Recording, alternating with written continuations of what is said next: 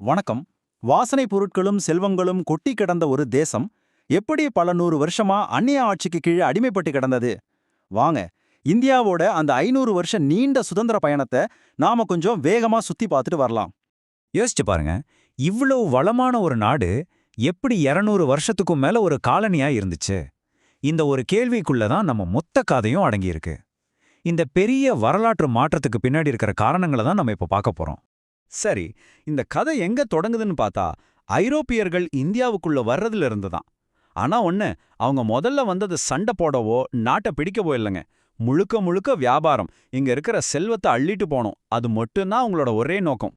முதல்ல போர்ச்சுகீஸ் வராங்க, அவங்கள பார்த்துட்டு டச்சுக்காரங்க, அப்புறம் பிரிட்டிஷ்காரங்க, கடைசியா பிரெஞ்சுக்காரங்கன்னு ஒரு பெரிய படைய உள்ள வருது. அவங்க எல்லாருக்குமே ஒரே ஒரு குறிக்கோள் தான், இந்தியாவோட மசாலா பொருள் வியாபாரத்தை யார் கையில வச்சுக்கிறதுங்கிற போட்டி தான் அது. இந்த கூட்டத்துல நம்ம கதைக்கு ரொம்ப முக்கியமானவங்க பிரிட்டிஷ் ஈஸ்ட் இந்தியா கம்பெனி. ஆரம்பிக்கும்போது அவங்களும் மத்தவங்கள மாதிரி ஒரு சாதாரண ட்ரேடிங் கம்பெனி தான். நாட்டை பிடிக்கணும்லாம் அவங்களுக்கு அப்போ எந்த ஐடியாவும் இல்ல. ஆனா போக போக அவங்களோட கணக்கு வேற மாதிரி மாற ஆரம்பிச்சது.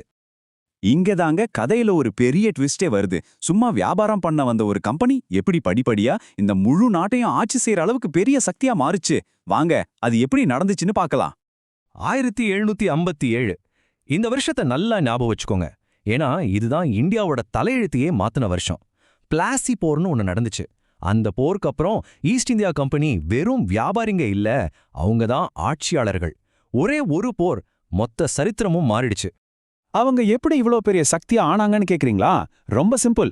நம்ம ஊர் ராஜாக்களுக்குள்ள இருந்த சண்டைய நல்லா பயன்படுத்திக்கிட்டாங்க. அவங்களே ஒரு பிரைவேட் ஆர்மி ரெடி பண்ணி பிளாசி, பக்சார்னு முக்கியமான போர்கள்னு ஜெயிச்சாங்க. கடைசியா வரி வசூல் பண்ற உரிமையும் வாங்கி மொத்த நிர்வாகத்தையும் அவங்க கைக்குள்ள கொண்டு வந்துட்டாங்க. எல்லாத்துக்கும் ஒரு எல்லை உண்டு இல்லையா? கம்பெனியோட இந்த ஆட்டத்துக்கு எதிரா ஒரு பெரிய கிளர்ச்சி வெடிக்குது. அந்த ஒரு கிளர்ச்சி இந்தியாவை ஆட்சி செஞ்ச விதத்தையே தலைகீழா மாத்தி போட்டுடுச்சு. நாம பேசுறது 1857 நடந்த சிப்பாய் கழகத்தை பத்தி தான். அது வரைக்கும் அங்கங்க நடந்த சின்ன சின்ன எதிர்ப்புகள் மாதிரி இல்லாம இதுதான் கம்பெனிக்கு எதிராக நடந்த முதல் பெரிய ஒருங்கிணைந்த போராட்டம். இந்த புரட்சி பிரிட்டிஷ் சாம்ராஜ்யத்தையே ஒரு ஆட்டம் காண வச்சது. அந்த 1857 புரட்சிக்கு அப்புறம் என்ன ஆச்சு தெரியுமா? பிரிட்டிஷ் அரசாங்கம் இனிமே இந்த கம்பெனி ஆட்டம்லாம் செல்லாதுன்னு சொல்லி இந்தியாவோட ஆட்சியை நேரடியா அவங்க கண்ட்ரோலுக்கு எடுத்துக்கிட்டாங்க. அது வரைக்கும் கம்பெனி ஆட்சி, இதுக்கப்புறம் பிரிட்டிஷ் ராஜ், அதாவது இந்தியா அதிகாரப்பூர்வமா பிரிட்டிஷ் காலனியா மாறுச்சு. சரி, இப்போ கதையோட அடுத்த கட்டத்துக்கு போலாம்.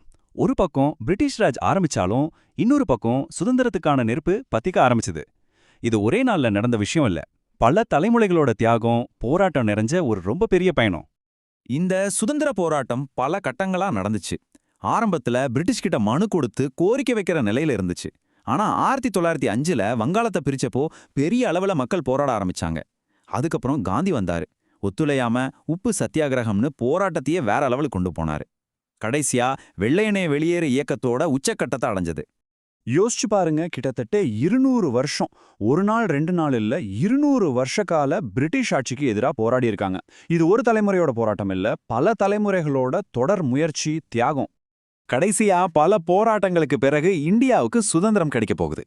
ஆனா அந்த சந்தோஷத்தோட சேர்த்து ஒரு பெரிய வலியும் நமக்கு கிடைச்சது. அதுதான் தேச பிரிவினை.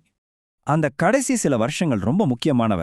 1942ல ஆரம்பிச்ச வெள்ளையனே வெளியேறு இயக்கம் பிரிட்டிஷ்காரங்களுக்கு ஒரு பெரிய நெருக்கடியை கொடுத்துச்சு.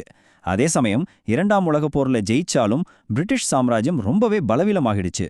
இனிமேலும் இந்தியாவை அடக்கி ஆள முடியாதுன்னு அவங்களுக்கு புரிஞ்சு போச்சு. அதோட விளைவு தான் 1947ல நமக்கு கிடைச்ச சுதந்திரம். சுதந்திரம் கிடைச்சது சந்தோஷம்தான். ஆனா நாம அதுக்கு கொடுத்த விலை ரொம்பவே அதிகம். இந்த நம்பர்களை பாருங்க. கிட்டத்தட்ட 1 கோடி மக்கள் அவங்க வீடு வாசலை விட்டுட்டு அகதிகளா போனாங்க. 10 லட்சத்துக்கும் அதிகமான மக்கள் கொல்லப்பட்டாங்க. நினைச்சு பார்க்கவே முடியாத ஒரு பெரிய துயரம் அது. எல்லா துயரங்களுக்கும் நடுவுல ஆகஸ்ட் 15, 1947 அன்னைக்குதான் பல 100 வருஷ போராட்டத்துக்கு அப்புறம் இந்தியா ஒரு சுதந்திர நாடா விடிஞ்சது. ஒரு பழைய சகாப்தம் முடிஞ்சு ஒரு புதிய தேசத்தோட பயணம் அன்னைக்கு ஆரம்பிச்சது. சரி, இந்த 200 வருஷ போராட்டம், இந்த தியாகங்கள் எல்லாம் நவீன இந்தியாவுக்கு என்ன பாடத்தை கத்துக் கொடுத்திருக்கு? அந்த கஷ்டமான பயணத்திலிருந்து நாம கத்துக்கிட்ட விஷயங்கள் இன்னைக்கும் நமக்கு எப்படி வழிகாட்டுது? இந்த கேள்வியோட இந்த உரையாடலை நாம இங்க முடிச்சுக்கலாம். நன்றி.